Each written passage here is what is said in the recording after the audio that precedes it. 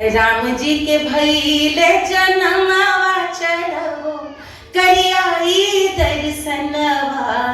राम जी के भइले जनमवा चढ़ो करियाई दर्शनवा। मोरे राम लला मोरे राम लला मोरे राम लला मोरे राम लला मोरे राम लला मोरे राम लला मोरे राम लला मोरे राम लला मोरे राम लला मोरे राम लला मोरे राम लला मोरे। और हमने गाना शुरू किया सब लोग साथ में, सब के सब। और जिस समय वो सामने बड़ा छल के सुख के भरल गगरिया, अरे छल के सुख के भरल गगरिया, सुख की गागर छलक रही है।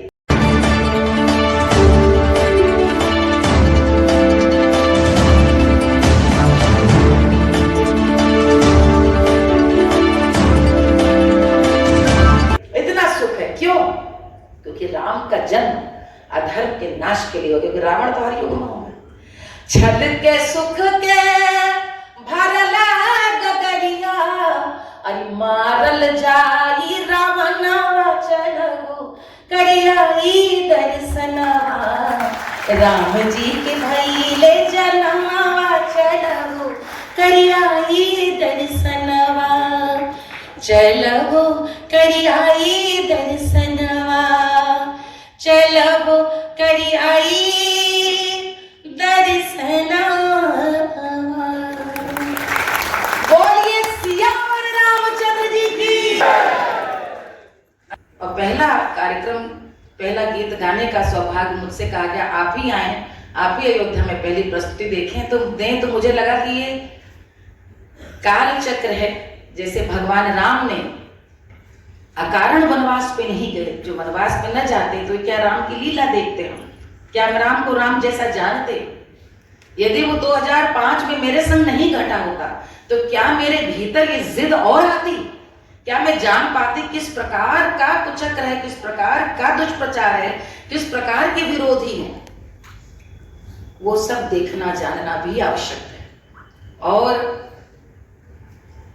22 जनवरी को जिस दिन, एक दिन पहले ही वहां पहुंचना था, मैं बस यही कह सकती हूँ कि बहुत सारे गीतों में हम सब लोग गाते हैं कि देवताओं ने आशीर्वाद दिया, सरयू लहर लहराए, बाजई ढोल दुदुम्भी नगारे। ये गीतों में मैं राम का जन्म का सोहर न जाने कब से गाती आ रही, मेरे सारे कार्यक्रम का आरंभ वहीं से होता है। किंतु उस दिन लगा कि साक्षात जब त्रेता में राम जन्मे होंगे, नवमी तिथि अति शीत न घामा, भय प्रगट कृपाला दीन दयाला कौशल्या हितकारी। जब राम जन्मे होंगे तो कैसा दृश्य दशरथ नंदन के अयोध्या में प्रकट हुआ होगा, ये हमने इस कलयुग में साक्षात 22 जनवरी को देखा। त्रेता उतर आया और तो और 21 जनवरी तक ऐसी कपाने वाली, हाड़ कपाने वाली ठंड और कोहरा था कि सरयू मैया के दर्शन नहीं हो रहे थे। और मैं एक बात कह रही थी कि सूर्यवंशी भगवान राम का ये प्राकाट्य और उनकी प्राण प्रतिष्ठा देखने क्या आदित्यमल स्वयं नहीं अवतरित होंगे? और ठीक 9 बजे जो दीप्तिमान, जो एकदम भगवान सूर्य प्रकट हुए हैं, ऐसा जैसे नहा उठा पूरा प्रांगण जगमगा उठा, प्रदीप्त हो उठा, जैसे स्वयं आशीर्वाद दे रहे हो अपने राम लला को। और उस समय ये आज भी वहां सब कहते हैं कैसे 7,500-8 हजार लोग समा गए, क्या व्यवस्था थी। भाव ऐसा था, भैया मैं आपको 15 मिनट मैंने देखा उसमें समय है, लेकिन समय थोड़ा 5-10 मिनट ज्यादा लूंगी। ये भावुक करने वाला विषय, मैं कुछ नहीं, दृश्य मुझे याद है, मैं कुछ लिख के नहीं लाई हूँ, जो बोल रही हूँ सीधे बोल रही हूँ। मुझे याद है कि जब हम लोग उतरे और हम लोग जब चलने लगे तो उन्होंने कहा भी यहाँ से आपको गाड़ी लेकर के जाएगी।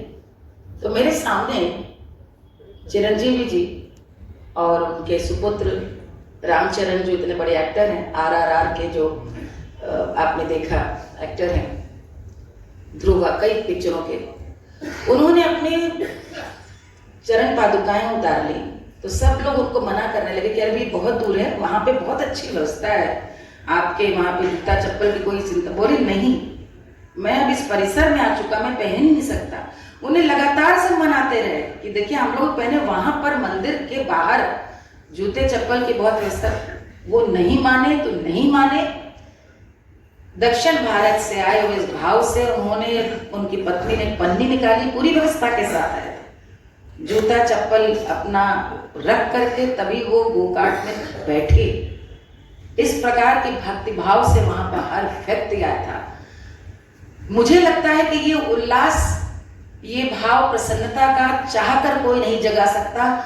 बच्चों का जो एक उल्लास का भाव होता है कि छोटे बच्चे थे और हम लोग भूखे रहते थे, उस समय यदि मिठाई बंटने को आ जाती थी तो हम लोग को, जब 8 वर्ष का 5 वर्ष का बच्चा उसी में ही प्रसन्नता अनुभव करता है। एक छोटी सी रामलीला को देखकर जो हमें कौतुक उस समय होता था कि आहा, राम का प्रकट हुआ, कोई किसी भी उम्र का था। उस दिन सबका भाव एक बालक का भाव था। मान लो सब रामलला बन गए थे, सबके भीतर एक बालक जैसा वात्सल्य भाव था। मेरी आवाज सप्तम सुर में थी, चिल्ला चिल्ला कर हम लोग बात कर रहे थे आपस में, साधारण नॉर्मल बातचीत का किसी से संवाद नहीं था।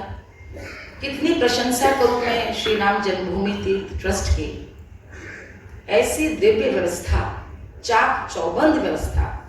पता नहीं चल रहा था कि कौन कब आया, किसने आपको अंदर कौन ले गया, किसने आपके हाथ से चप्पल ली, किसने आपको कहां बैठाया।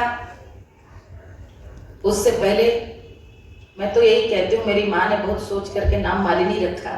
उन्होंने तो शायद इसलिए रखा था, कन्नौज में फूलों का उस समय बड़ा इत्र का काम होता था, लेकिन गुरु कृपा से कंठ में गाने का जो सौभाग्य प्राप्त हुआ, उसने मेरा जन्म तार दिया। रात्रि में 1:30 बजे 1 बजे मुझे फोन आया, आप तो 22 को आ रही हैं। मैंने कहा जी बिल्कुल आ रही हूँ, आपको वहां पर भगवान राम का सोहर 2 मिनट में प्रस्तुत करना है। मैं तो जैसे, मैंने कहा कौन बोल रहा है, कौन कह रहा है मुझे, किसी ने। मैंने कहा कहाँ गाना है? बोले नहीं, जब रामलला का होगा आपको पूरा हम लोग बताएंगे कब, लेकिन आप 22-21 को आ जाइए, आपको गाना। मैंने कहा, पूरा परिवार सो रहा था, मैंने सबको जगाया और सीधे मैं जाकर के अपने माता पिता की तस्वीर के सामने रोने लगी कि क्या मेरा सौभाग्य है, ये सौभाग्य, गाने का सौभाग्य किसी को मिलता है, भक्त को गाने का सौभाग्य मिले, ये प्रभु कृपा से होता है, कोई भी कर सकता। और मैं जब वहां पहुंची तो सीधे कलाकारों हम लोग बैठे, वहां पर जो सुंदर व्यवस्था थी कि पंचनाद व्यवस्था होगी, शंखोच्चार के संग संग पंचनाद, जिस प्रकार से हमारे यहाँ पे प्राण प्रतिष्ठा का जो प्रारूप है, उसमें संगीत का, ब्रह्मनाद का जिस प्रकार का महत्व है, वो उसी परंपरा से पूरे भारतवर्ष के एक एक अंचल से एकत्रित करे हुए वहां पर मंगल वाद्य एकत्रित, मृदंग, पखावज, ढोलक, घट्टम, तबला, वीणा, विचित्र वीणा, सितार, शहनाई, तार शहनाई, तुतुहुरी, पिपहरी, झांझ, हर प्रकार के मंगल वाद्य, और उनके संग आप सुन रहे थे पायो जी मैंने, या राम धुन आप सुन रहे थे। हम लोग भी साथ में बैठे हुए थे, लेकिन साथ में जब गा रहे थे और शंकर महादेवन जी ने, अनुराधा जी ने, सोनू जी ने जब अपना गायन समापन कर लिया, प्राण प्रतिष्ठा चल रही थी, पूजा चल रही थी, हम सब लोग भाव विभोर, जैसे बस ये लग रहा था कि जीवन सफल हो गया। ये क्या वास्तव में हो रहा है, ये घट रहा है हमारे सामने। चारों ओर जैसे फूलों की तरह से भक्त बिखरे हैं। हमारे ठीक सामने साधु संत थे, और जिस समय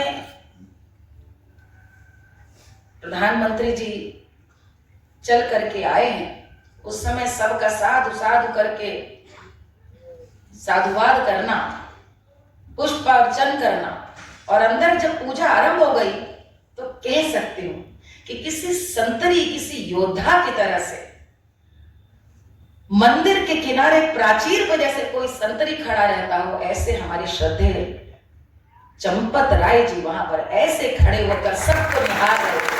सब कुछ निर्विघ्न संपन्न हो रहा है, जैसे तपस्या फलीभूत हो रही हो तो उसमें भी कोई विघ्न ना आने पाए, ऐसे उनकी आंखें चारों ओर तपस्वी जैसे कोई वहां पे खड़ा हो।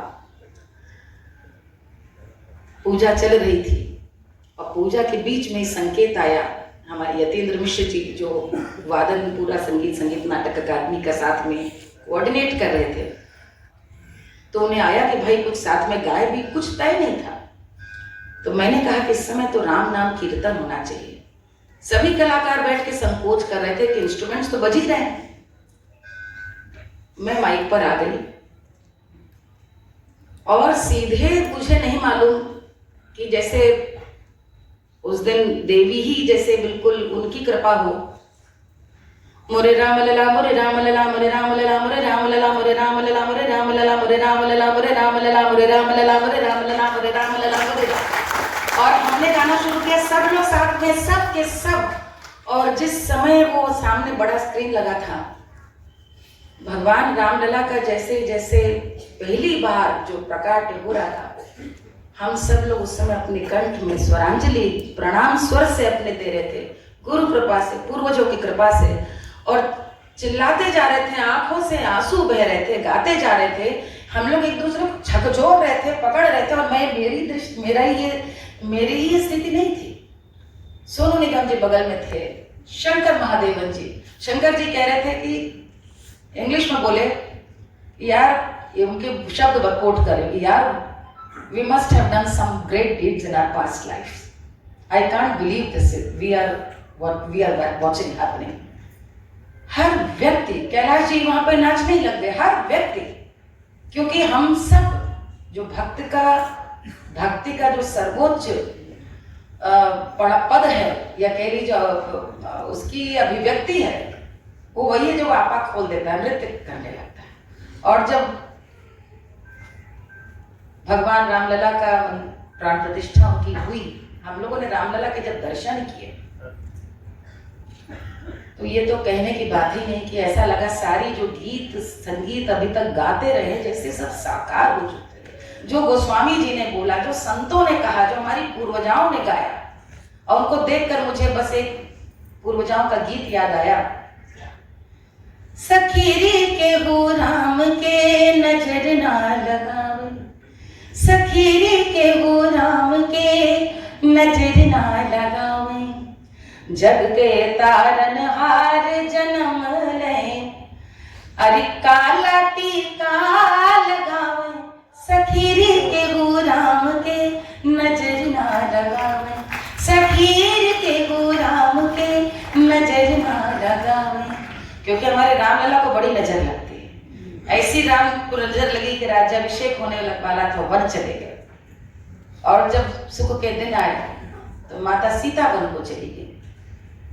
राम का मंदिर आज 500 वर्ष की प्रतीक्षा के बाद संपूर्ण विश्व में एक ऐसे समाज के शांत और सौम्य, जैसे राम थे उसी आस्था और जीवन दर्शन पे आधारित एक ऐसे सौम्य संघर्ष की गाथा है, जहां हमने प्रतीक्षा कर अपना अधिकार वापस लिया है।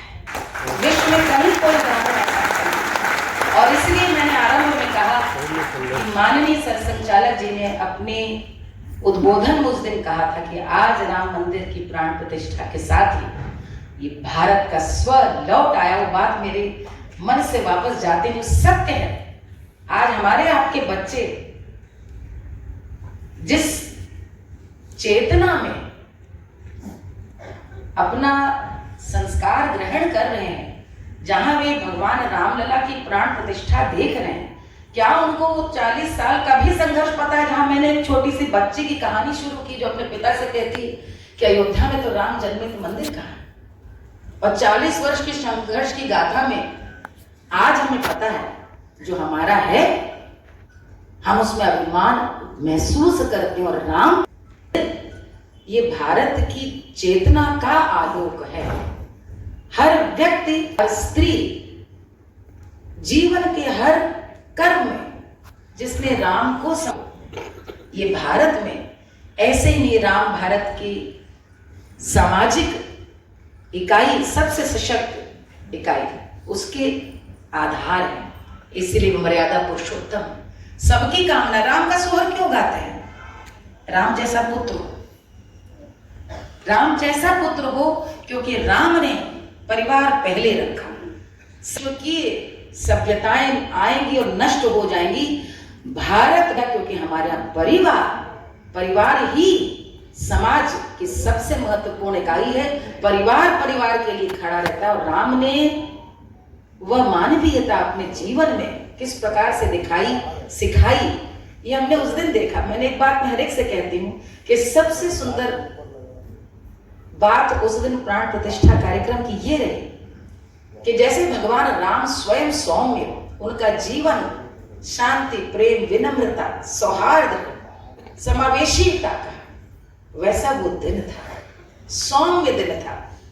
पूरे विश्व में आप देख ले, उस दिन जैसे सौम्यता पसरी पड़ी हो, छिटकी पड़ी हो। भगवान राम का आशीर्वाद से हर व्यक्ति जैसे मानो आलोकित हो रहा है। जब कार्यक्रम समाप्त हो गया, रामलला को देखकर हम लोग ऐसे निहाल हो रहे थे, क्योंकि हम लोगों ने सब पढ़ रखा था, मूर्ति की भी छवि सामने आ गई थी, सबने देखा था।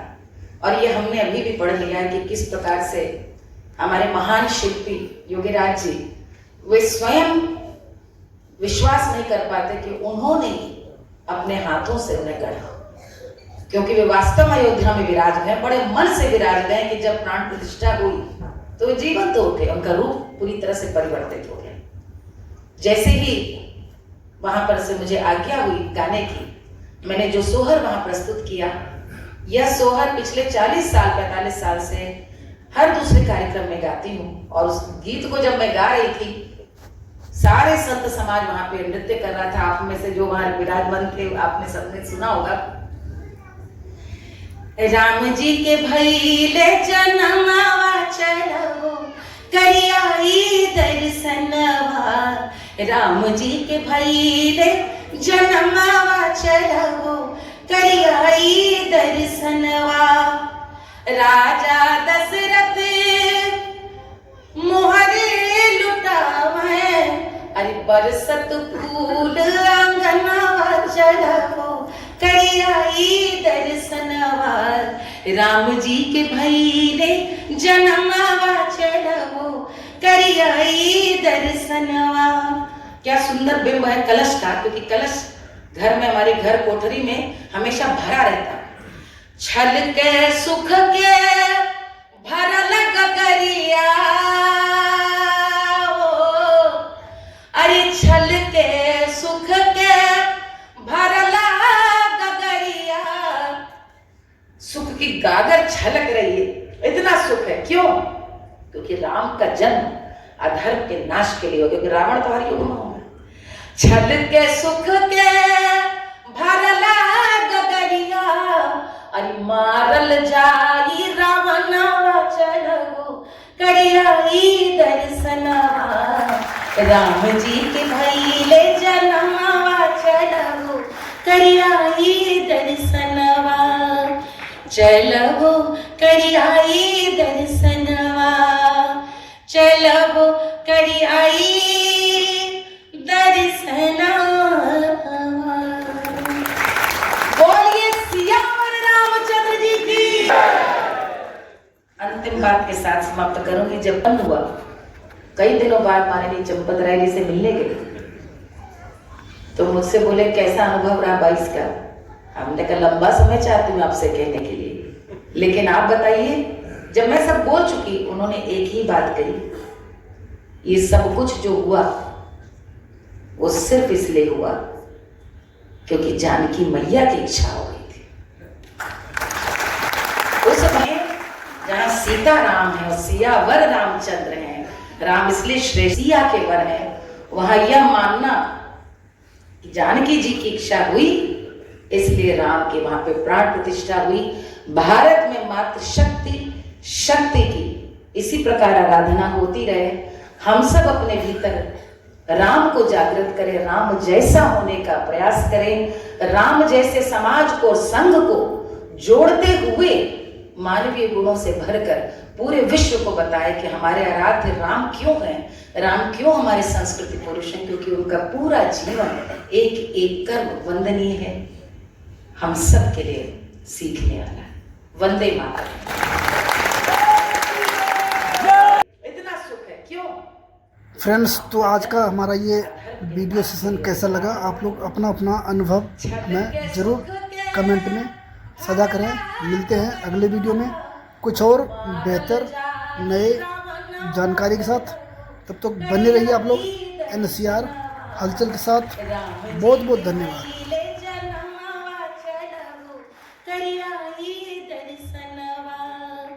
चलबो करियाई दर्शनवा, चलबो करियाई दर्शनवा। बोलिए सियावर रामचंद्र जी की।